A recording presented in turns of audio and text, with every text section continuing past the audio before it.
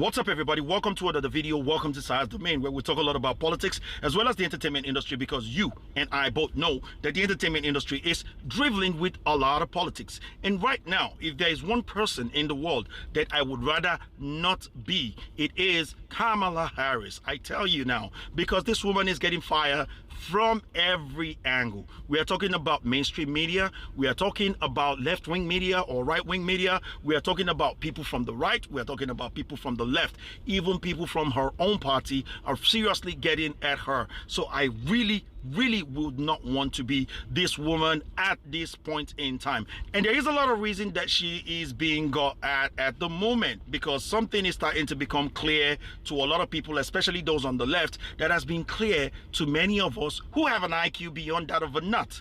Now, the thing is, Kamala Harris has been tasked with handling the crisis at the border. Now, most people have been expecting her to go to the border and actually find out what's going on at the border, probably so they can remind her what she said when last she was at the border. We have to stand up for our America when the Trump administration overlooks the fact that what is happening with the detention of these children, the circumstances by which they arrived, is a human rights abuse being committed by the United States government. And so we are here to stand up and say that we are not going to allow this to happen, not on our watch. I will tell you, when elected, the first thing I'm going to do, one of the first things, is to shut down these private detention facilities. Just shut them down.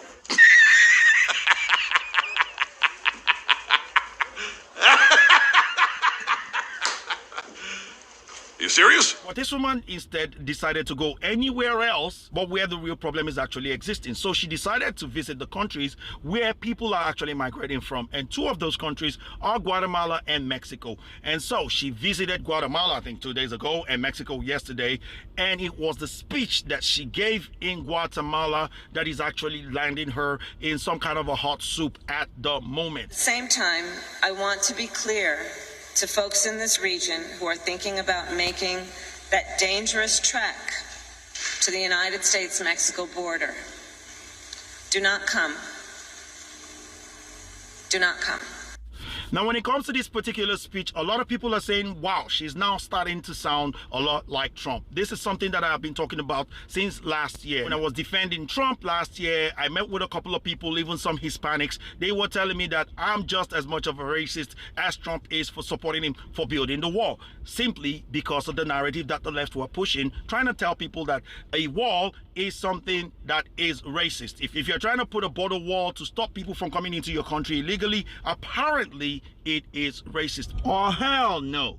But now you can hear it clearly from the horse's mouth herself. She's started to tell people, do not come. Same as Trump. So does that make her a racist as well? On the one hand, I want to defend her because the speech that she gave is actually on point. It's the right thing that she should have done from day one. It's the right thing that presidents, even before Trump, have been trying to do from day one. Many of them were asking for a fence.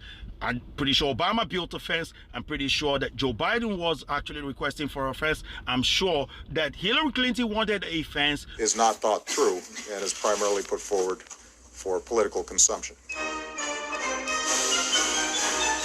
The bill before us will certainly do some good.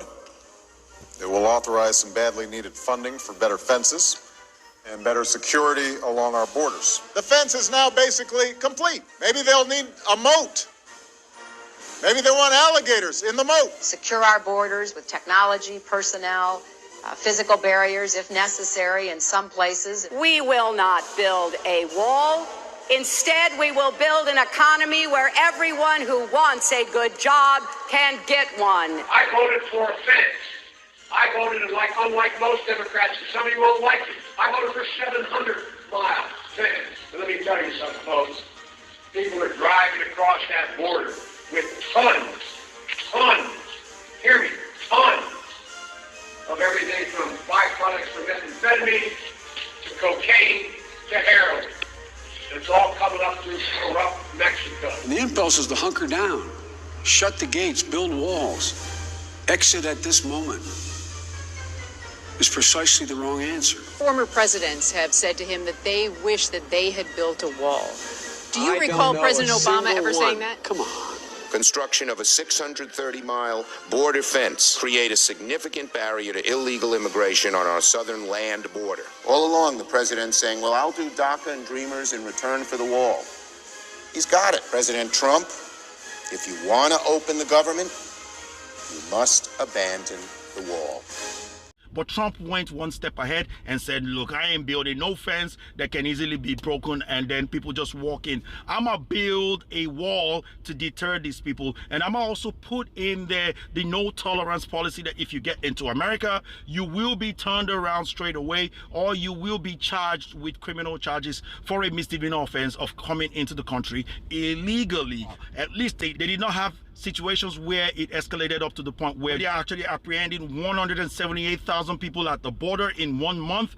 That is an all-time high, or that is the highest they have ever done in the last 20 years since they have been having this crisis. It is absolutely absurd. And one of the key reasons why this is happening is because... But if the richest country in the world says, if you cross over the border, we will give you free healthcare, free education, all these benefits, I mean, that's a draw, isn't it?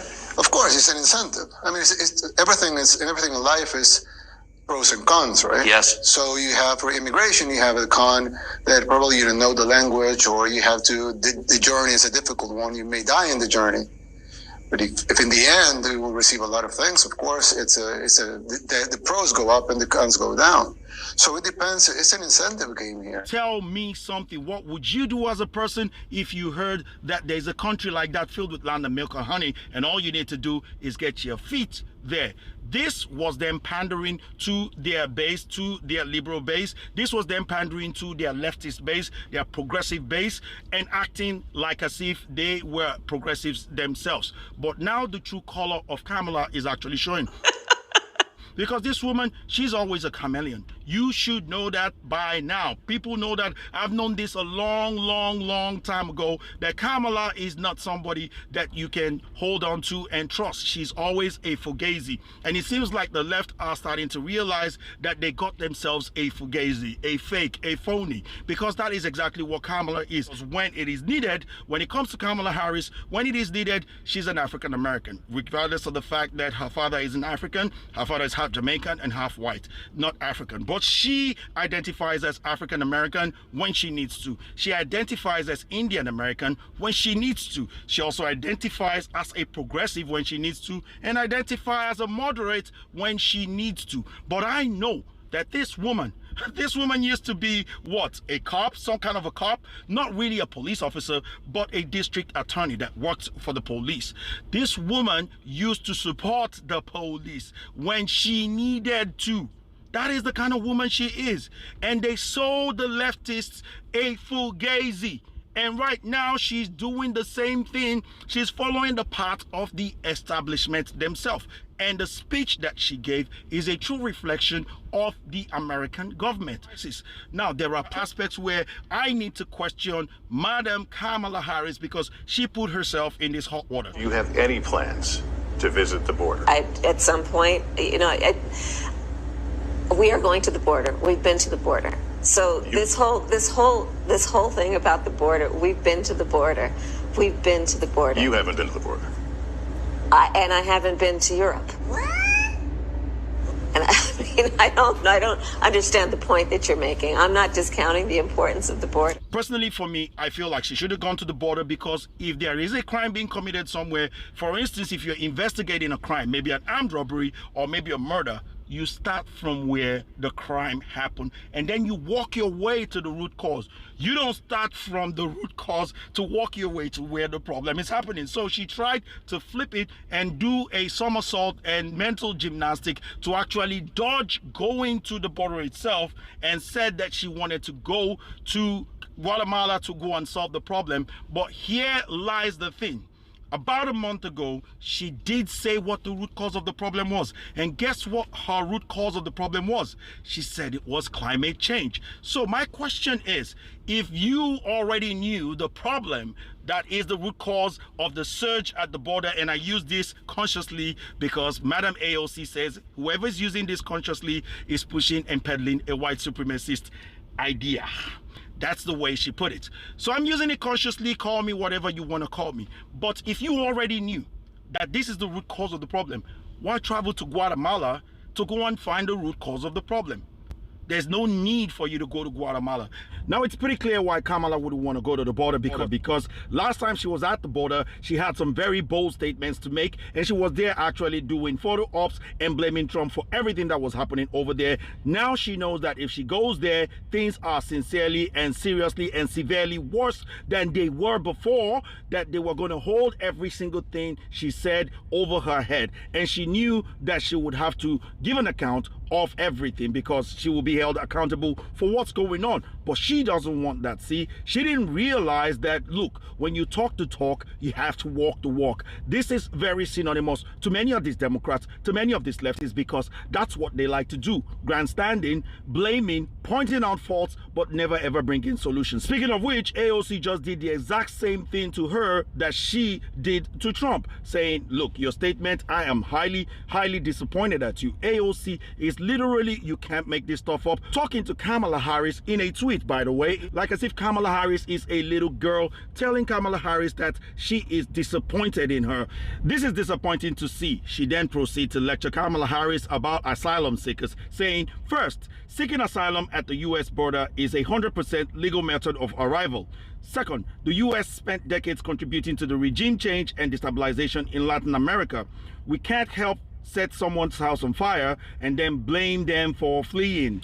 Well, first of all, something that AOC needs to understand is that the U.S. is actually helping many of these Latin American countries. That is why the U.S. is opening up for asylum seekers, not economic movement seekers. For many of these people that are at the border, they are not really asylum seekers. Majority of them are just trying to make an economic move from a place of low affluence to a place of better affluence or high affluence, or however you want to put it. Greener pastures, pretty much. That's what they're doing. Many of these people have enough money to pay the cartel.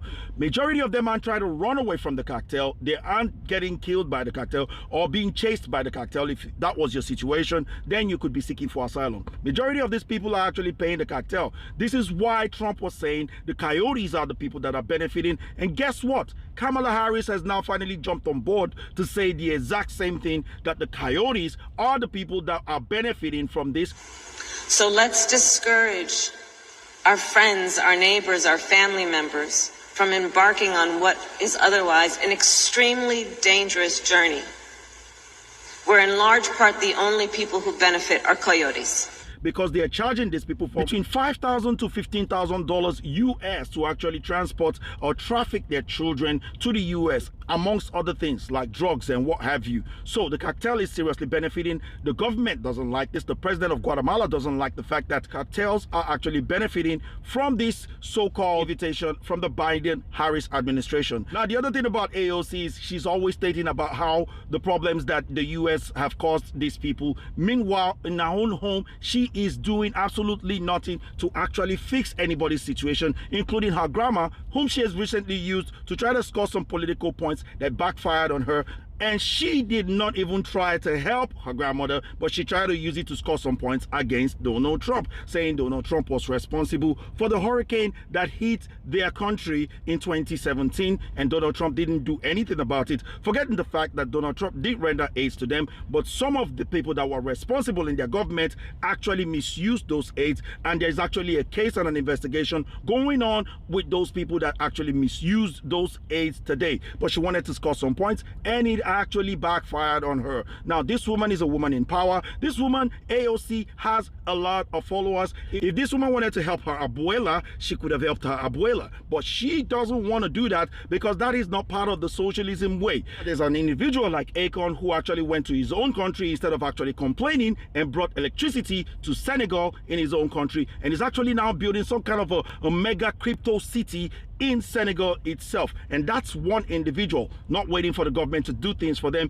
He is actually doing for self. But this sort of narrative of do for self is the sort of narrative that socialists will not agree to, because they want the government to do everything for them. Even AOC herself just rejected help from conservatives who actually tried to raise money to help the grandmother.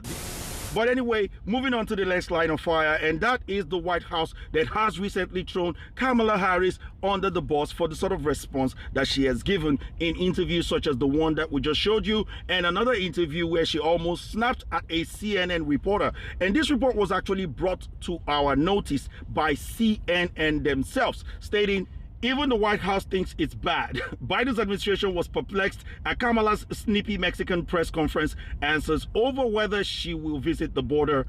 So you can see that everybody's throwing Kamala under the bus. But then again, what do you expect when you try to play identity politics with something serious? I believe, and I truly believe, that the Democrats had a better candidate in Tulsi Gabbard, but simply they went with Kamala Harris because she held the kind of color that they wanted her to hold. She also held the kind of gender that they wanted her to hold.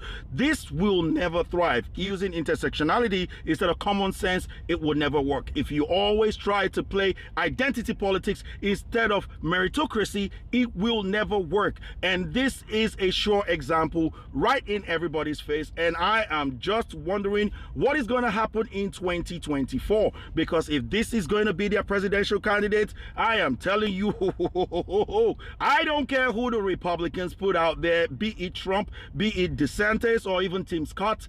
Anybody is going to eat this woman alive. Well, let me know what you think about this whole thing in the comment section below. Make sure that you do like this video. Take care of yourself. Peace and sires out of here. Catch you guys on the next one. What do you want to know? Well, I want